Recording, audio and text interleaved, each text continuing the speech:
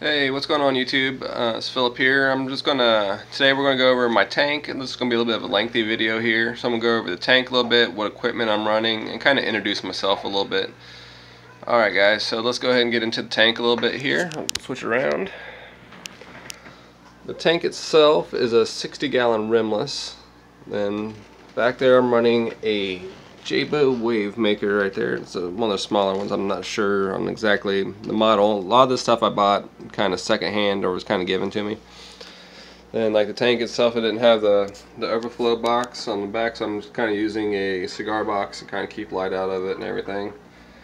Then my lights itself, I'm using the Ocean Revives, and I'm running the 30% on the whites and the greens and the reds because I can't really control it. And the blues are at 100%. And from the top of the water here to where the lights are, it is exactly 17.5 inches. So it gives me a pretty decent spread, and I kind of like it right there where it's at. Then for the down below, I did a homemade stand. Then I'm running a SWC protein skimmer. Then this light here does a really good job at growing Chaeto. I currently am not running any Chaeto anymore because I had about the size of a softball, a little bit bigger.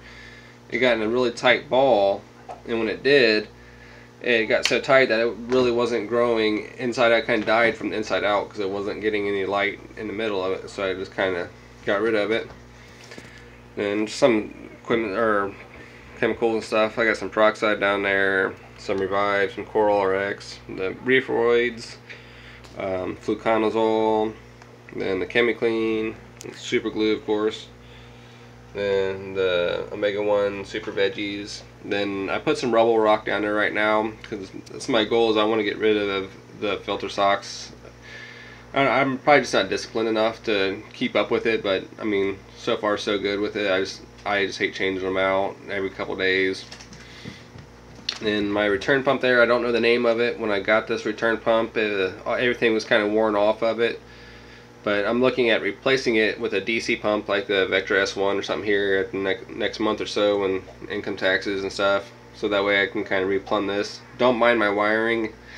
My wiring is a mess, but it's kind of organized chaos, I guess you could say. Then my auto top off there, and this runs in down to a 5-gallon bucket right there, and that's my wave maker there for the controller. And some little odds and ends, turkey baster, net. These here, a little Amish lady, and the next couple towns over, she makes these. They're little scrubbers, and they work really well for cleaning glass and acrylic like that. So, and they have no chemicals on them or anything like that, so that's really nice. Then in the tank itself, we got some nice black clowns here. We got a Neon Dottie back, he's in here as well. Lawnmower Blenny. We got the Mandarin, and there's a 6-line wrasse in here as well. That's really it, besides the yellow tang back there for fish. Then for the cleanup crew, we got the Fighting Conch there. We have a Tiger Tail Sea Cucumber. There's a Banded Bristle Star. Let's see if we can kind of see his feet down there. He's in there. Then we got red and blue-legged hermit crabs, as well as some scarlet crabs in there, and 2 emerald crabs. And it's just mixed SPS. I mean, mixed reef here. Got some bird's nest, some Stylophora, Passophora, all that good stuff. A lot of LPS, and Zoas, and then we got the little flower anemone there, the flower anemone there, the bubble tip there. So I mean, I'd like to get more SPS, but we're doing what we can with what I got right now, so it's not bad at all. Then I use the fuel, Aquavitra fuel as well, and I do that about twice a week, and I do the Reefroids every Saturday, so I'll be doing that today. Little guy there. And then kind of about myself, I've been around aquariums all my life. Ever since I was a baby, we've always had aquariums, mainly freshwater. Did a lot with cichlids, especially the Tanganyika cichlids. I still have them. I have a tank in my daughter's room. She really likes to have the fish in there and kind of the night light as well for her. Then when I was about 16, we had a 75-gallon reef tank, and it was really one of really got me interested in doing saltwater.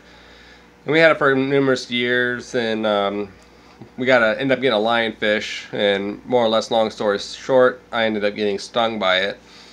So that kind of deterred me from doing saltwater for quite some time. Went back to doing cichlids, and then did that. Then my brother-in-law ended up getting a saltwater tank about 2 years ago, and really got me interested in getting into saltwater. So he kind of helped me track a lot of this stuff down.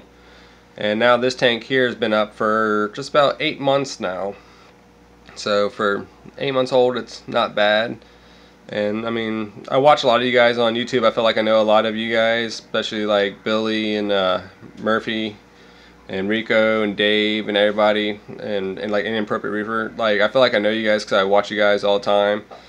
So I kind of felt it was time for me to just kind of introduce myself, say hey, and just kind of go over everything that I have for this tank so far.